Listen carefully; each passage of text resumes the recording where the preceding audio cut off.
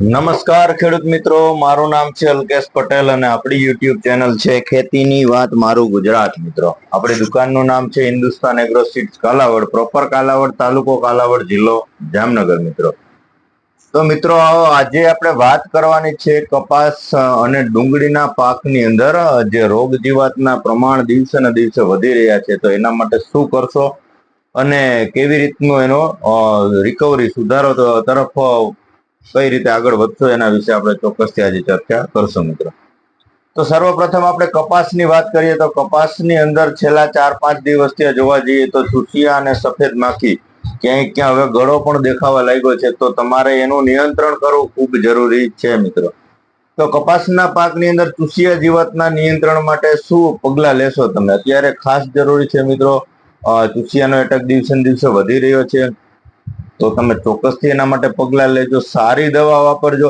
તો જ રિઝલ્ટ મળશે. તમે 2-3 અખતરા કરશો ને ત્યાં તમારો કપાસનો પાક પૂરો થઈ જશે. મિત્રો, તો એવી ભલામણ છે કે સારા રિઝલ્ટ મળતા હોય એવી જ દવાનો ઉપયોગ કરો, જેથી કરીને એક જ છંટકાવની અંદર તમારે ચોક્કસથી સારું પરિણામ મળી શકે અને કપાસનું જે જીવન ચક્ર છે ક્યાંય ને ક્યાંય વ્યવસ્થિત રીતે આગળ વધી શકે. મિત્રો, તો પ્રથમ આપણે વાત કરીએ કે કપાસની અંદરમાં આપણે ગઈકાલે પણ વિડીયો બનાવ્યો હતો અને આગલા દિવસે પણ આના વિશે જ વાત કરી હતી કે કોઈ પણ કંપનીનું તમારે ટોલફિન પાયરેટ લઈ લેવાનું છે. આપણી પાસે કેડીએમ નું છે સુરવીર ટોલફિન પાયરેટ આવે છે 15%. આનો ડોઝ છે એક પંપની અંદર 40 ml આ નાખવાનું છે. ત્યારબાદ તમે સિગ્મા કંપનીનો આવે છે આર્મી નામથી, આ પણ ટોલફિન પાયરેટ છે, આનો પણ ઉપયોગ તમે કરી શકો છો. ત્યારબાદ નીચીનો જાપાનનો આવે છે તાઇચી, આ પણ ટોલફિન પાયરેટ છે. આ 3 કંપનીને આપણે ઓલરેડી વેચીએ છીએ અને બીજી ઘણી બધી કંપની બનાવે છે. તમારા નજીકમાં જે સારી કંપનીનું મળતું હોય તો કોઈ પણ લઈને તમારે ટોલફિન પાયરેટ વાપરી દેવાનું છે.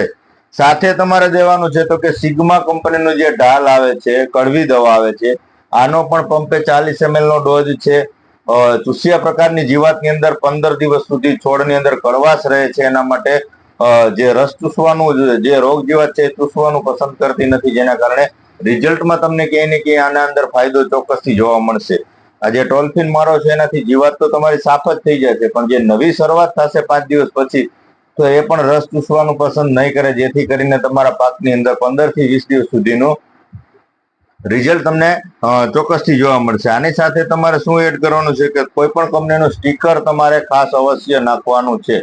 કોઈ પણ કંપનીનું નાખજો, સ્ટીકર તમે ખાસ નાખજો, કેમ કે રિઝલ્ટ તમારું તો ને તો સીધું જ લાગી જશે. બાકી આ ટેમ્પરેચર હોય તો એના કારણે દવા ઉડી જવાના પણ ચાન્સ રહેતા હોય છે. મિત્રો, તો કપાસમાં અત્યારે જરૂરી આટલી વસ્તુ છે. અત્યારે બીજું કોઈ એમાં રોગ નથી કે બીજી કોઈ એની સારવાર કરવી જરૂરી નથી. અને કુદરતી રીતે આપણે ગઈકાલનો વિડીયો પણ એક બનાવ્યો છે કે કુદરતી રીતે ફ્લાવરિંગ શરૂ થઈ ગયું છે, તો કોઈ ખોટી ઉતાવળ ન કરવી. તમારો પાક રોગ મુક્ત હશે, નિરોગી હશે, સ્વસ્થ હશે તો ફાલ તો લાગવાનો જ છે. મિત્રો, એટલે ફાલ લગાડવા માટે બીજી કોઈ ઉતાવળ ન કરવી. અત્યારે રોગનો મુદ્દો અગત્યનો છે. રોગમાં તમે કમ્પ્લીટ ચોખ્ખો થઈ જશે એકદમ કપાસ, એટલે ફ્લાવરિંગ વ્યવસ્થિત લાગવા મળશે. 20 થી 25% કે 30% સુધીનું ફ્લાવરિંગ દેખાય ત્યારે તમે એને પોષણ મળે એવી દવા આપવાની છે, જેથી કરીને જે ફ્લાવરિંગ લાગી રહ્યું છે એ ખરવાના ચાન્સીસ ન રહે અને બીજું વધારે ફ્લાવરિંગ લાગે. એના માટેનો જે તમારે મિક્સ માઇક્રોન્યુટ્રન છે, એને પોષણ જે વસ્તુની જરૂર છે એનો અને ફૂગનાશકનો સ્પ્રે અવશ્ય કરવાનો છે. પણ હજી ફ્લાવરિંગની શરૂઆત થઈ છે મિત્રો, તો હજી 8 કે 10 દિવસ પછી તમારે અલગથી એક રાઉન્ડ કરી દેવાનો છે. એમાં તમે ફાલની દવા નાખી શકો છો અને પ્લસ તમે મિક્સ માઇક્રોન્યુટ્રન છે કે ફંગીસાઇડ છે એનો વિડીયો આપણે અલગથી એક બનાવશું. પણ અત્યારે બીજી કોઈ જરૂરિયાત નથી. અત્યારે રોગ મુક્ત કપાસ કરવો ખૂબ જરૂરી છે. કુદરતી રીતે ફ્લાવરિંગ જે નિરોગી છે એની અંદર ફ્લાવરિંગ લાગવાનું શરૂ થઈ ગયું છે, તો હજી આવનારા સમયમાં ક્યાંય ને ક્યાંય ફ્લાવરિંગ કમ્પ્લીટ લાગી જશે અને આપણે એ મુજબ વિડીયો બનાવશું કે હવે આને અંદર આપણે શું પોષણ ઉમેરી શકીએ. મિત્રો, હવે થઈ વાત કપાસની, હવે વાત કરીએ ડુંગળીના પાકની. તો ડુંગળીના પાકમાં જે આપણે ડર હતો, બીક હતી કે અમુક એરિયામાં વાયરસ લાગી ગયો છે, તો હા હશે, બીજા એરિયામાં આપણે બહુ એનો ખાસ અનુભવ નથી. પણ હું આ આજુબાજુના મારા વિસ્તારની વાત કરું, જામનગર રાજકોટના આ લોકલ જે એરિયાની તમને વાત કરું, તો અહીંયા કોઈ બાફિયાના કે વાયરસના પ્રશ્ન નથી. એટલે આપણે કોઈ ખોટી એવી ઊંચી કે હાઈ પાવરની ડોઝ મારવાની ખેડૂતોને ભલામણ નથી કરતા. પણ હા, એક થ્રિપ્સનો એટેક આવી ગયો છે અને ઈયળ પણ દેખાય છે ક્યાંય ને ક્યાંય, તો તમારે એનો છંટકાવ કરવો જરૂરી છે. સાથે સાથે સારું ફૂગનાશક હવે વાપરી દેવાનું, કેમ કે ટેમ્પરેચર છે, ભાદરવો છે, વાતાવરણ ગરમ રહેશે એના કારણે જે ઉપરની જે ટોચું છે જે બળવાના પ્રશ્નો ક્યાંય ને ક્યાંય વધારે જોવા મળી રહ્યા છે. તો એના માટે શું કરશો તમે? તો કે થ્રિપ્સ અને ઈયળ માટે એક જ વસ્તુ છે, વધારે એટક છે આ ટેમ્પરેચરમાં તમે જે સિજન્ટાનો ઈવી સેન્ટ છે આનો તમારે છંટકાવ કરી દેવાનો છે મિત્રો. આના રિઝલ્ટ સારા મળશે. થ્રિપ્સ, કથીરી અને ઈયળ બધું એકમાં કંટ્રોલ થઈ જશે. ઓછી થ્રિપ્સ હોય, ઓછું હોય તો તમે પ્રોફેનોસ હાઇપર પણ વાપરી શકો છો, પણ એ તમારે નક્કી કરવાનું છે કે આપણા પાકની અંદર શું વધારે જરૂરિયાત છે. જો વધારે ઈયળ ન દેખાતી હોય અને વધારે થ્રિપ્સ દેખાતી હોય તો તમે ચોક્કસથી ઈવી સેન્ટ વાપરી દેવું મિત્રો. સાથે તમારે સારું ફૂગનાશક પણ વાપરવાનું છે, જે ટાટા કંપનીનું અયાન આવે છે. આની અંદર ક્રિસાક્સો મિથાઇલ આવે છે 40% અને હેક્ઝાકોનાઝોલ આવે છે 8%. પંપે 15 ગ્રામનો ડોઝ છે, અવશ્ય વાપરી દેજો. કેમ કે અત્યારે જે ટેમ્પરેચર મેન્ટેન કરવું હોય ને એ અગત્યનું હોય છે ડુંગળીના પાકની અંદર. તો તમે સારું ફંગીસાઇડ વાપર્યું છે તો તમારું જે તાપમાન છે, વાતાવરણ છે એ મેન્ટેન ચોક્કસથી રાખશે, જેથી કરીને જે છોડને બીજી કોઈ જાતની આડઅસર થવા દેશે નહીં. તો તમે કોઈ પણ સારી કંપનીનું સારું ફૂગનાશક વાપરજો. આ વાપરી શકો છો તમે. પછી સિજન્ટાનું મિરાવિસ ડીઓ આવે છે, આનો છંટકાવ પણ કરી શકો છો. એક પંપની અંદર 12 ml નો ડોઝ છે.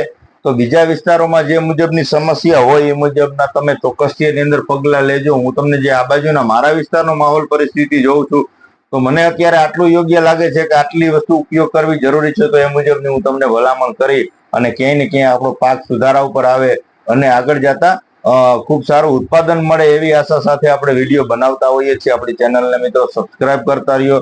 ક્યાંય પણ ન સમજાતું હોય, આપણા પાકની પર્સનલ માહિતી જોતી હોય તો તમે ચોક્કસથી ફોન દ્વારા મને પૂછી શકો છો. અને લગભગ જે માહિતી હોય છે આપણે ફોનમાં વિડીયોમાં બતાવી દઈએ છીએ કે આપણા નજીકના સેન્ટરમાં બધું મળી રહે છે ઓલરેડી. તો ત્યાંથી મેળવી અને સમયસર એનો જે નિરાકરણ કરવાનું હોય યોગ્ય પગલા લઈ અને બને એટલું વહેલી તકે આપણે એનું સચોટ રિઝલ્ટ મેળવીએ એવી આશા સાથે આપણે કાયમી જે પરિસ્થિતિ હોય એ પરિસ્થિતિ મુજબના વિડીયો બનાવીએ છીએ, જેથી કરી તમે કાયમી જોઈ શકો અને આપણા ફિલ્ડની, આપણા ખેતરની વિઝિટ કરી અને આપણા પાકની અંદર શું સ્થિતિ છે એ સ્થિતિ મુજબ આપણે કઈ પ્રકારના પગલા લેવાય તમારે જાતે નક્કી કરવાનું હોય છે. હું તમને 4-5 પ્રોડક્ટ સિલેક્ટ કરી આપું છું. આમાંથી તમે કોઈ પણ તમારા પાકની જે જરૂરિયાત છે એ મુજબની ચોક્કસથી લઈ તમારા નજીકના એરિયામાંથી તમે જ્યાંથી લ્યો છો ત્યાંથી ખરીદી કરી અને ચોક્કસથી સમયસર છંટકાવ કરી દેવો, જેથી કરીને આવનારા સમયમાં ક્યાંય ને ક્યાંય જે રોગના કારણે જે આપણા પાકને નુકસાન આવતી હોય નુકસાની આવી શકે નહીં મિત્રો. તો બસ અત્યારે આટલું જ હતું. હવે ચોક્કસથી આપણે બીજા વિડીયોમાં મળશું. ત્યાં સુધી મને રજા આપશો મિત્રો. જય જવાન, જય કિસાન મિત્રો.